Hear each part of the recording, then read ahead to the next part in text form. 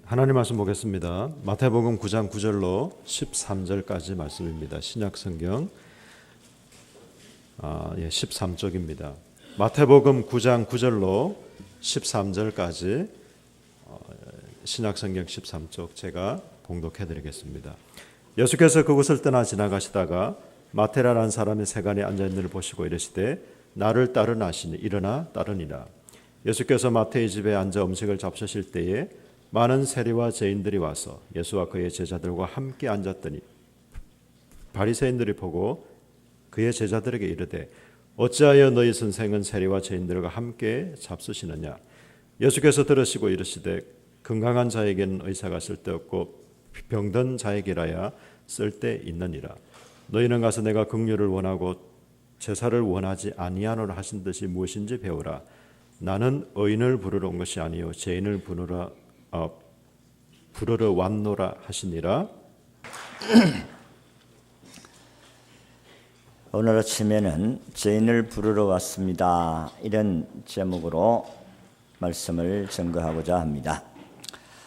어떤 성도와 대화를 나눈 가운데 이런 이야기를 했습니다. 자기는 중학교 때까지는 신앙생활을 잘 하다가 고등학교 가서 교회를 중단했다고 했습니다. 그리고 몇 년 동안을 방황하다가 다시 신앙을 가지게 되었다고 했습니다.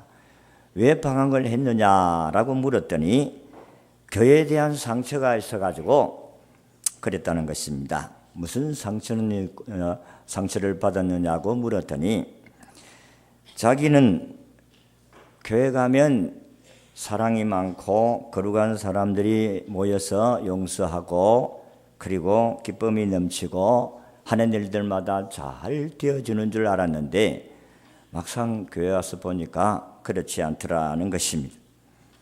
성도들끼리 서로 시기하고 질투하고 미워하고 냉정하고 질투하는 이런 모습을 보면서 뭐 교회가 이렇느냐.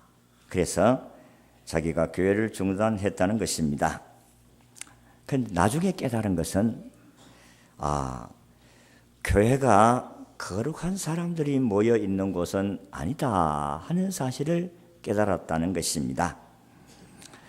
교회가 의로운 사람들, 천사들, 그리고 허물이 없는 사람들이 모이는 곳이 교회가 아니다는 사실을 나중에 가서야 깨달았다는 것입니다.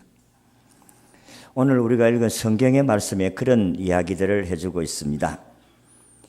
예수님이 세리 마태라는 집에 들어갔다고 했습니다. 세리 마태가 세상 사람들로부터 손가락질 받고 죄인 취급하는 사람인데 예수님이 그분을 전도해서 그 집에 가서 함께 식사를 나눴다는 것입니다. 세리들이 많이 모였습니다. 세리라는 것은 세금 거두는 사람이 아닙니까? 세무서에 봉사하는 사람들인데 어쨌든 마태가 세리니까 그의 동료들이 함께 그 집에 와서 복음을 들은 것 같아요. 그래서 함께 음식을 잡수시는데 바리새인들이 그것을 보았다 했습니다. 바리새인들은 그 당시에 종교 지도자들입니다. 화가 났어요. 왜냐하면 이 악한 사람들과 같이 그렇게 교제해서는 안 된다는 것이 그들의 생활이었습니다.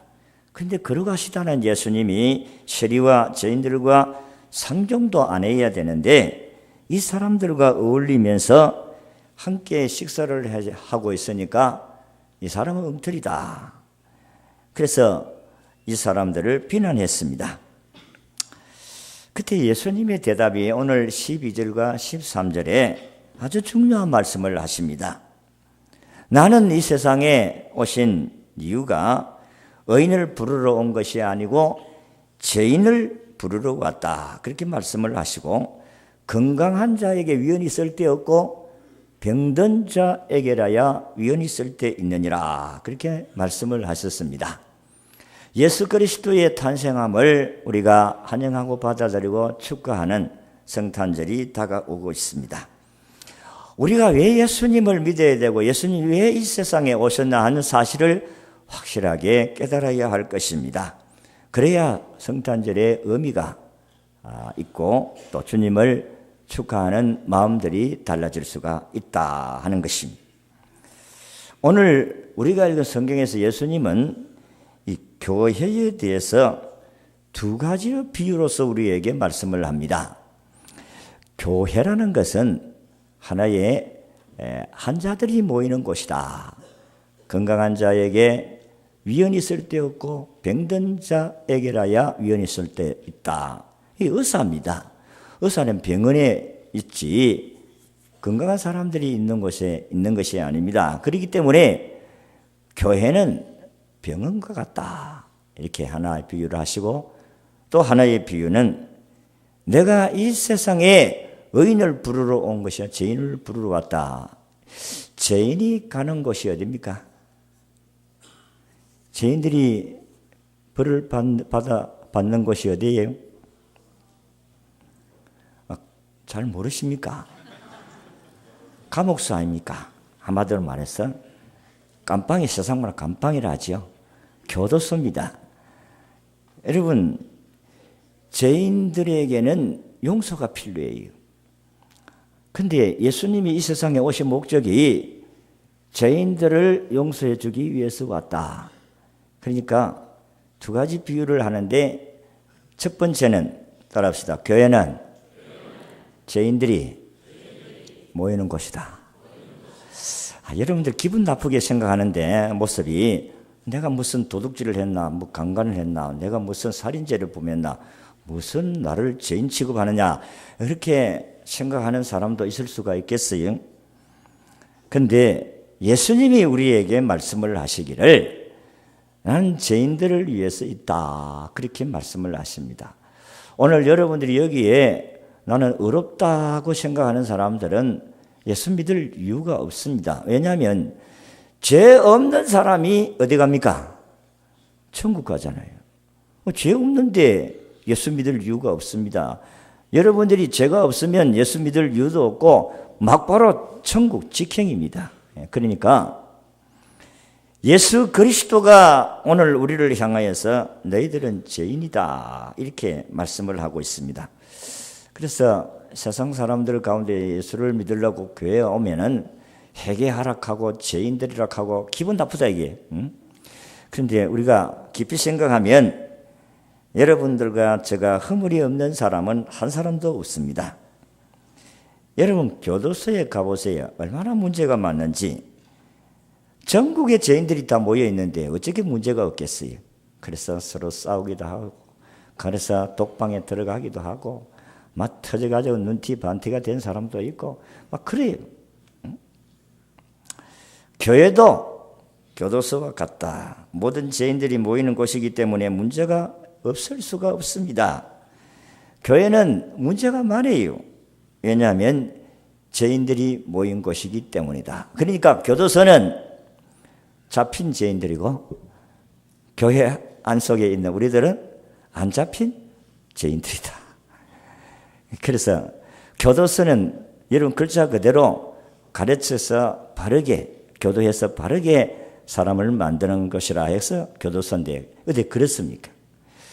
교회도 마찬가지로 죄인들이 와서 이곳에 와서 하나님의 말씀을 듣고 사람이 새롭게 변화되어지는 그런 곳이 교회다 하는 것입니다. 그래서 교회는 죄인들이 하나님께 나와서 말씀을 듣고 저들이 변화되어서 새 사람 되는 곳이 교회다. 처음에 올 때는 죄인으로 왔다가 여러분이 예수를 영접함으로 말미암아 의로운 사람으로 변화가 되어서 여러분들이 살아가게 되는 줄로 믿습니다. 우리가 교회에 왔다고 해서 다 천사냐? 아니올시다. 교회에 들어와서 말씀을 듣고 차츰차츰 변화되어져 가는 사람이 되어야 될 줄로 믿습니다. 교회를 다니는 동안에 우리가 마음이 변화가 되어지는 거예요. 여러분들과 저도 마찬가지입니다. 하나님의 말씀을 듣고 변화가 되어져야 돼. 부산교도소에 가면 살인을 범하고 엄청난 죄를 범한 사람들이 형을 받고 있는데 이 사람들이 예수를 영접하고 복음을 듣고 변화된 사람들이 많습니다. 우리가 매달 한 번씩 교도소에 가는데 내일도 교도소에 가는데 우리가 잘못해서 교도소 가는 게 아니고 복음을 전하기 위해서 교도소에 갑니다. 그런데 이 사람들이 처음에는 막 그렇게 생자백으로 왔다가 우리가 한 1년 지나면 사람들이 변화가 일어나요. 그래서 성경을 쓰게 하고 그리고 성경 쓴 것에 대해서 자기가 성경을 쓰다가 이런 은혜를 받았다고 해서 간증문을 써오기도 하고 굉장한 역사가 일어나고 있는 것입니다. 처음부터 의인이 되어서 교회에 오라고 하면 아무도 올 사람이 없어요. 성경 로마서 3장 23절의 말씀같이 의인은 없나니 몇 사람도 있다? 하나도 없다 그랬습니다.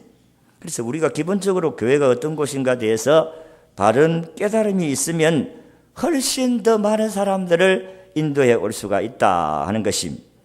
교회 문제를 바라보는 시각이 많이 바뀔 것이다 하는 것입니다. 여러분, 교회는 그러한 곳이 아니라 죄인들이 모이는 곳이다 하는 것을 기억해야 됩니다. 그러나 언제까지나 죄인으로만 있는 것이 아니고 예수를 믿고 여러분들이 의인으로서 사람이 변화되어져 가는 곳이 교회다 하는 것입니다. 그래서 교회 성도들이 많이 변하면 좋은 교회로 존경받지만은 그러나 교회 성도들이 변화되지 않으면 좋은 교회라고 할 수가 없다.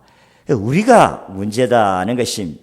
우리가 예수님의 말씀을 듣고 우리가 날마다 조금씩 변화되어 갈 때에 우리 교회가 참 좋은 교회다. 여러분들이 좋은 신앙인이다. 그렇게 말을 하는 것입니다.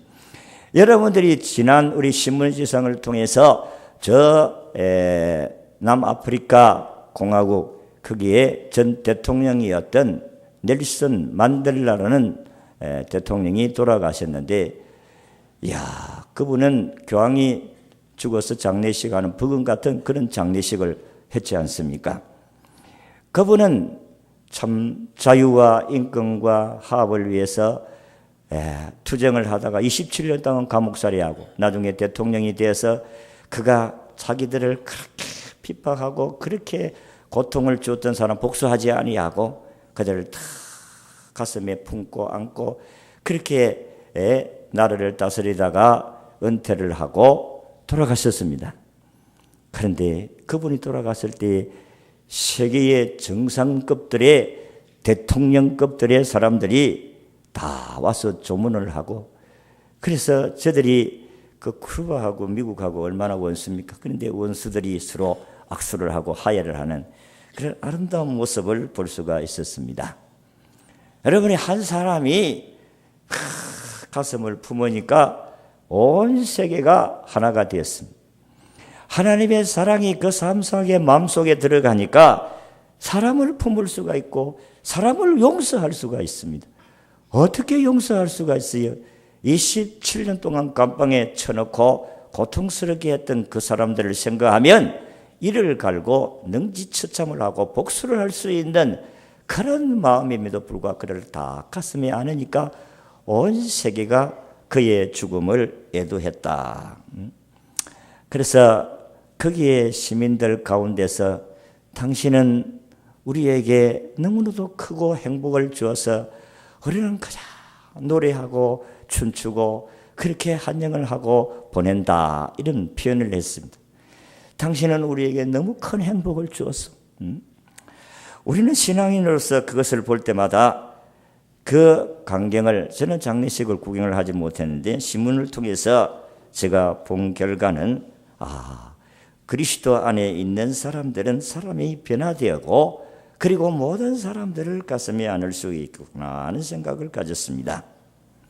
예수님을 마음에 모시면 삶이 변화되어질 수 있다는 사실을 믿으시기를 바랍니다.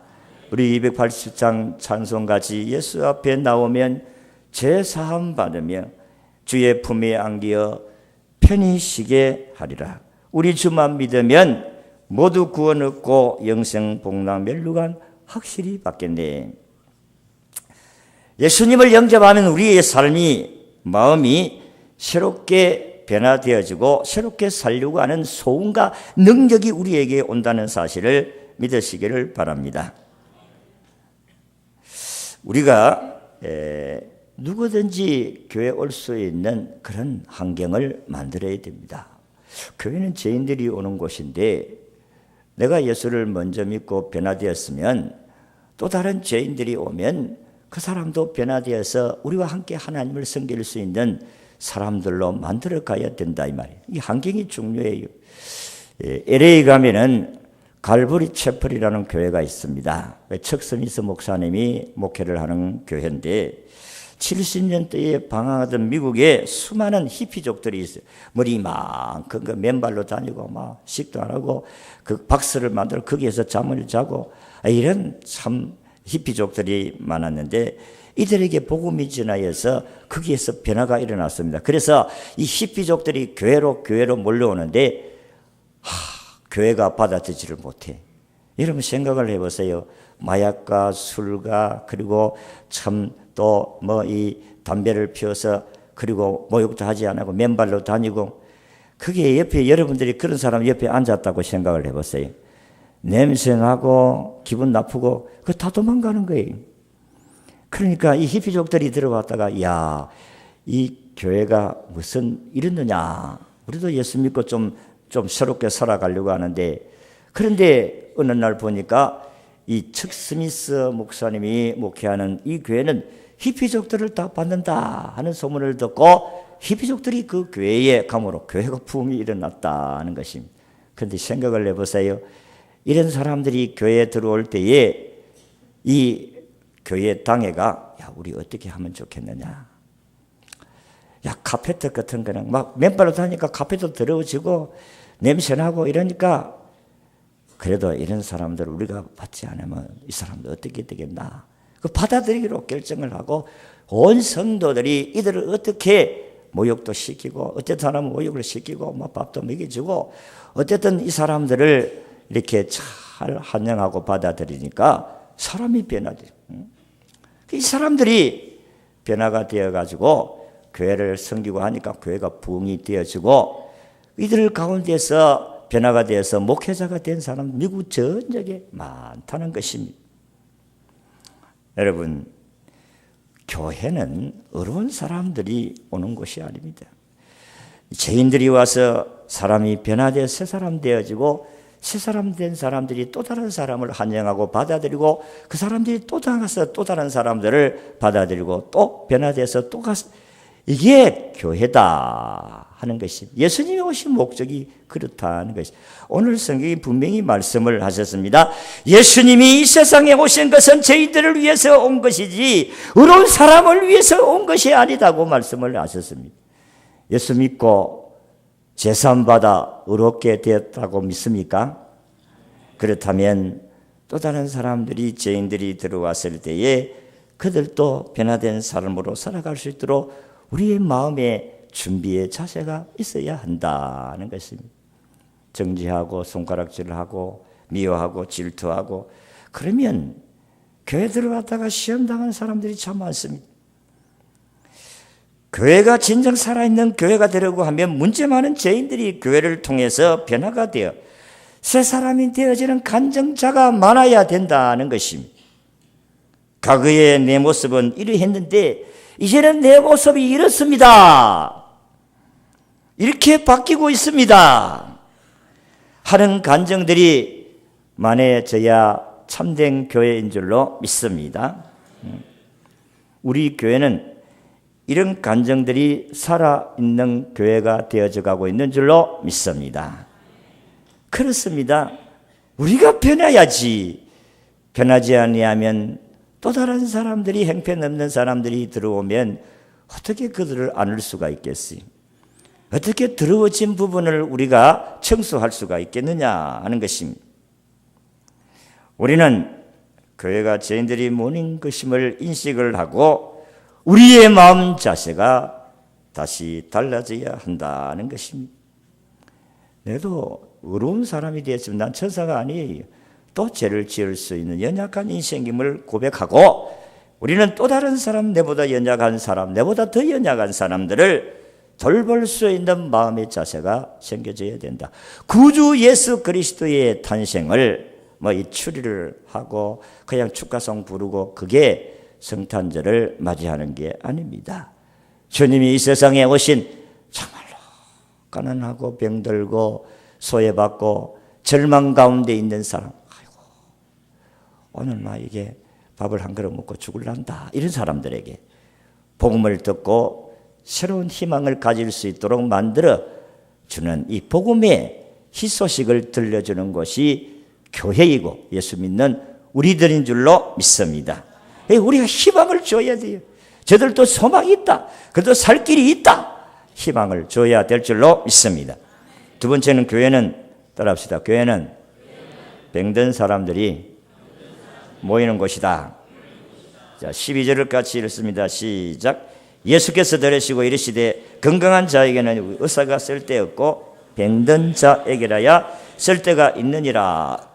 의사는 환자들을 위해서 있는 것이지 건강한 사람들을 위해서 있는 것이 아닙니다. 그래서 예수님이 의사가, 공동체의 의사가 필요한 것은 병원입니다. 병원에 환자가 많아야지. 병원에 건강한 사람이 많으면 병원이 어떻게 되겠어요? 병원 문 닫아야 됩니다. 병원에는 환자가 많아야 돼. 그래야 의사가 필요한 것이고, 건강한 사람이 많으면 의사가 필요 없어요.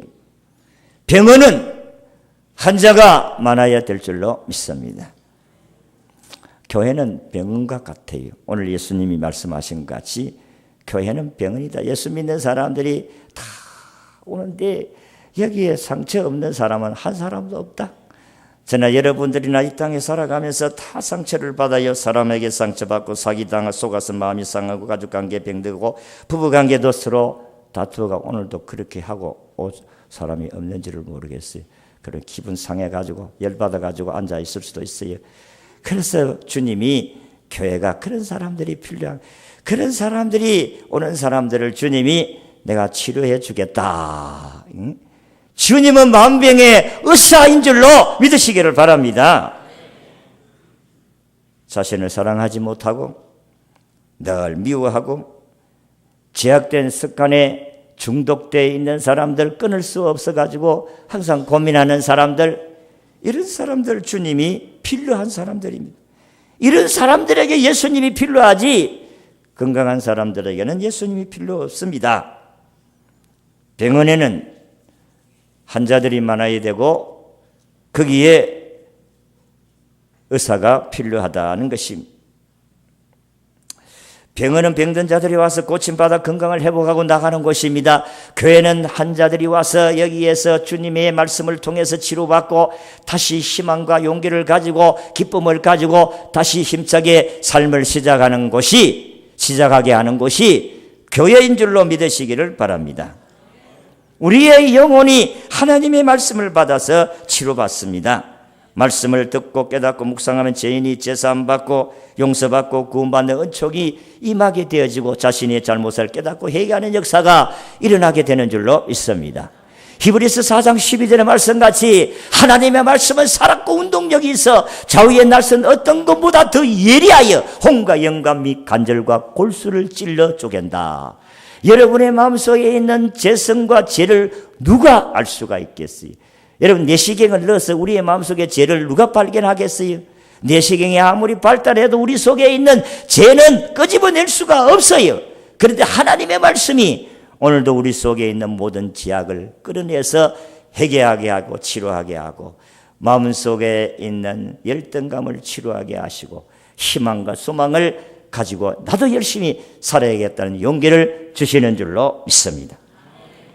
하나님의 은혜라는 것이 바로 여기에 있는 것입니다.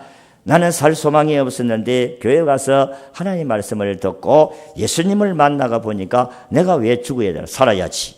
그런 마음을 가지고 이 교회에 와서 그렇게 살려고 하는 사람들이 많이 생겨질 수 있어야 한다는 것입니다. 그래서 예배를 통해서 하나님 치유를 놨습니다.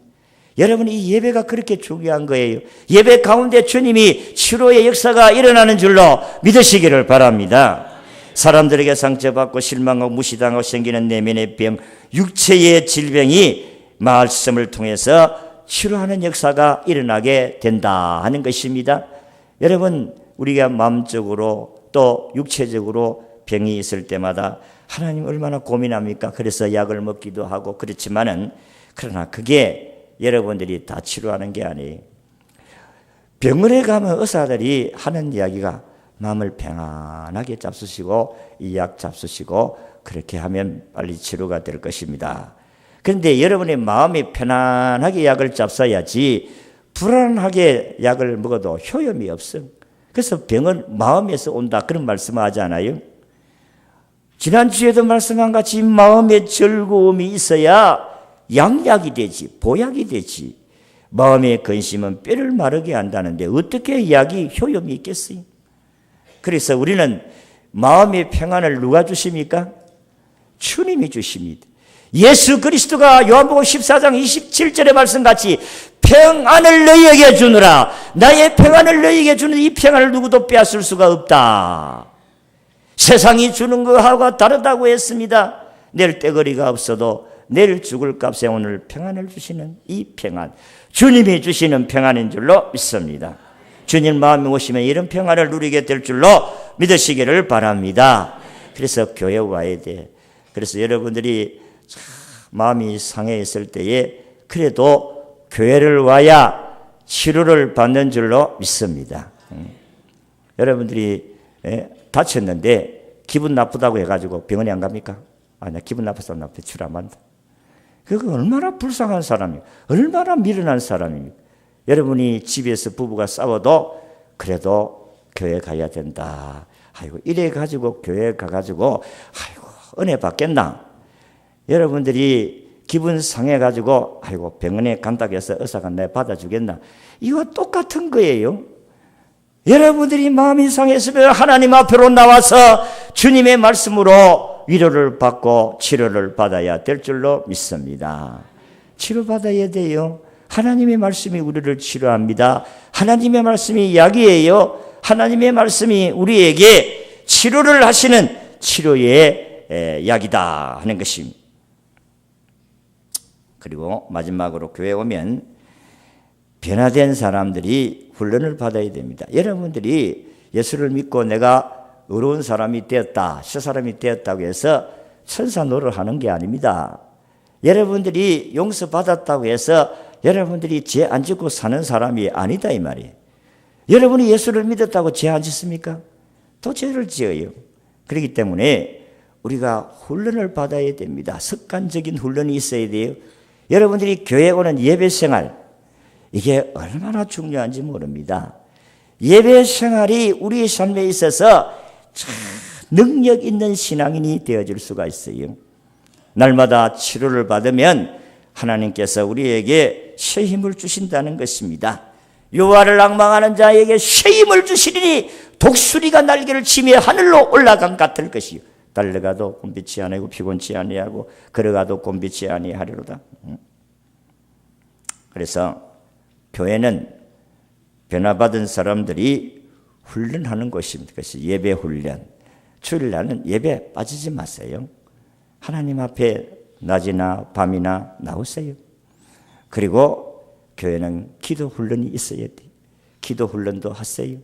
새벽 기도 훈련이 힘들면 저녁 기도로도 하시고 어쨌든 기도의 삶을 매일매일 살아야 됩니다. 찬송하는 훈련도 하세요. 말씀을 읽고 듣고 하는 훈련도 하세요. 그 교회 오면 말씀을 듣잖아요. 교회 오면 기도하잖아요. 교회 오면 찬송하잖아요. 교회 오면 하나님께 예배 드리잖아요. 그러니까 교회 오는 생활들을 게을리하지 말아야 됩니다. 하나님께서 오늘 저와 여러분들은 우리를 훈련시키시는데 훈련에는 기본적인 세 가지 조건이 들어갑니다. 반복이에요. 똑같은 것을 계속해서 반복, 훈련은 반복입니다. 그래서 전문화가 되는 겁니다. 여러분들도 마찬가지로 아이고 어저께 들었는데 뭐 또 듣고 또 듣고 그게 여러분들이 신앙의 훈련인 줄로 믿으시기를 바랍니다. 어제 들었던 말씀이 오늘 들으면 또 다르고 어제 먹었던 음식이 오늘 먹으면 또 다르고 어제 먹었던 된장이 오늘 먹으면 또 다르고 그래서 계속 먹어도 끝이 없는 삶. 나는 밥을 먹을 때마다 이게 말이야 하나님이 매일 이게 밥 먹는 시간 보내고 이런데 한 끼만 먹고 막 살 수 있도록 그래 안 만들고 꼭 세 끼를 먹고 살도록 이렇게 만들었나. 어떤 때는 막 일주일에 한 번만 먹고 막 일주일 동안 살 수 있도록 그렇게.